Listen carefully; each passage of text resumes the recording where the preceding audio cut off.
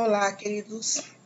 Hoje vamos trabalhar os ventos, no módulo 4, página 222, 223 e 224, e a atividade na página 221 e 225. Então, vamos lá. Gente, vento. Vento é o ar em movimento, tá? É o deslocamento frequente e contínuo do ar na superfície terrestre.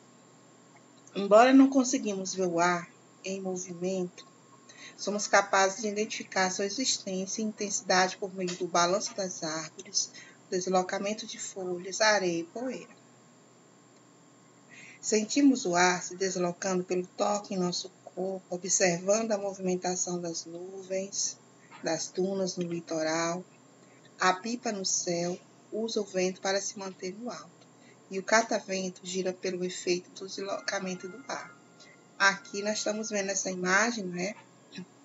A gente pode perceber a existência do ar, no balanço exatamente das árvores e no movimento aqui, ó, desse objeto, do sombrinho, né? Está sendo puxado, aberto aqui por esse movimento. A importância dos ventos. A movimentação do ar, além de contribuir para a manutenção do equilíbrio de temperatura, é também útil para a polinização das plantas e é agente modelador do solo e do relevo. Movimenta as embarcações à vela, os moinhos de vento e serve inclusive para a produção de eletricidade por meio da energia eólica, né? É esse instrumento aqui que ele gira produzindo energia eólica. O ar se movimenta em razão das diferenças de temperatura e pressão da atmosfera. Para entendermos melhor como esse fenômeno se processa, precisamos entender a influência da variação de temperatura na pressão atmosférica. Aí nós temos o que é a pressão atmosférica. É a medida da força exercida pelo peso da coluna de ar sobre uma área da superfície terrestre. Quanto maior o peso da coluna de ar, maior a pressão atmosférica. Então, aqui nós temos o vento, né? E veja aqui, ó. Quanto maior a pressão, mais o ar é denso, né? Baixo. E aqui o ar, né? Quente, ele é pesado e ele sobe. Ele é leve e ele sobe. Certo? Pesado é o ar frio. Quanto maior a temperatura do ar, mais suas moléculas se movimentam e mais elas se distanciam umas das outras, como efeito. Mais reduzido será o número de moléculas por 3 metros cúbicos de ar e menor será o peso do ar aquecido. Já o oposto ocorre com o ar que é submetido às baixas temperaturas. As moléculas se aglutinam e perdem a mobilidade, assim o ar se torna mais denso e pesado, ou seja, maior é a pressão atmosférica.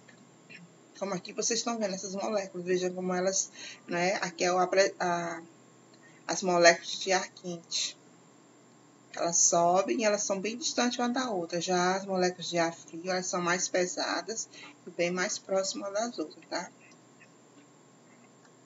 Em razão da relação entre temperatura e pressão é que ocorre a movimentação do ar.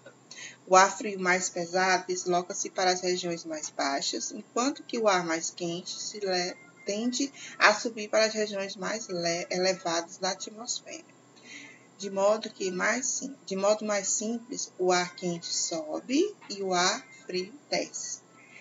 E é nessa dinâmica de equilibrar a pressão do ar, ele se movimenta, tá? Ele se movimenta. Aqui nós estamos, como eu acabei de falar, né? O ar quente, ele sobe e o ar frio, ele desce.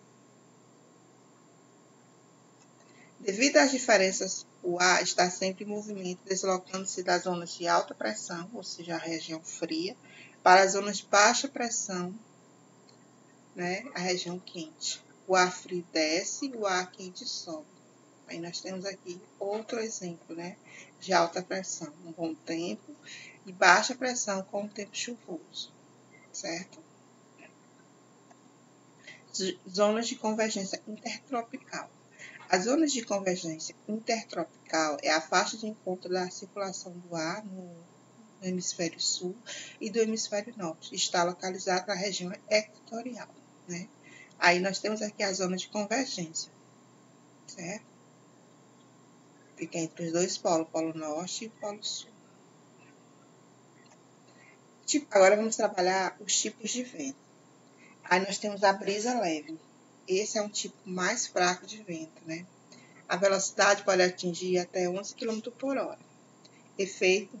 Quais são os efeitos? Esse tipo de vento é sentido levemente no rosto ou no balanço das folhas das árvores, por exemplo. Aquele ventinho bem suave que a gente sente no balanço no rosto, né? Uma folha mexendo, bem de leve. Já a ventania é esse tipo de vento mais forte do que a brisa leve, né? Ela pode atingir até km por hora. Efeito, quebra de galho, remoção de telhas, dificuldade de uma pessoa caminhar. Porque o vento é tão forte que a pessoa não consegue andar. A folha é muito forte, está quase caindo. Desculpa. Furacão. Esse tipo de vento apresenta movimento arredondado. Velocidade pode atingir a 200 km por hora. O efeito, quebra de galhos, carros arrastados, remoção de telhas, por exemplo. Quando ocorre nos oceanos e mares, o furacão provoca sérias inundações no continente. Aí aqui é o que o furacão pode provocar, né? Essa verdadeira destruição, né? Dos postos caindo por força do vento. O tornado. Esse tipo de vento muito forte, que apresenta movimento giratório, é formado de um grande funil que toca o solo. Os tornados apresentam até 2 km de extensão e, em geral, duram poucos minutos, né? Esse formato que o álbum teve, né? Que chama tornado.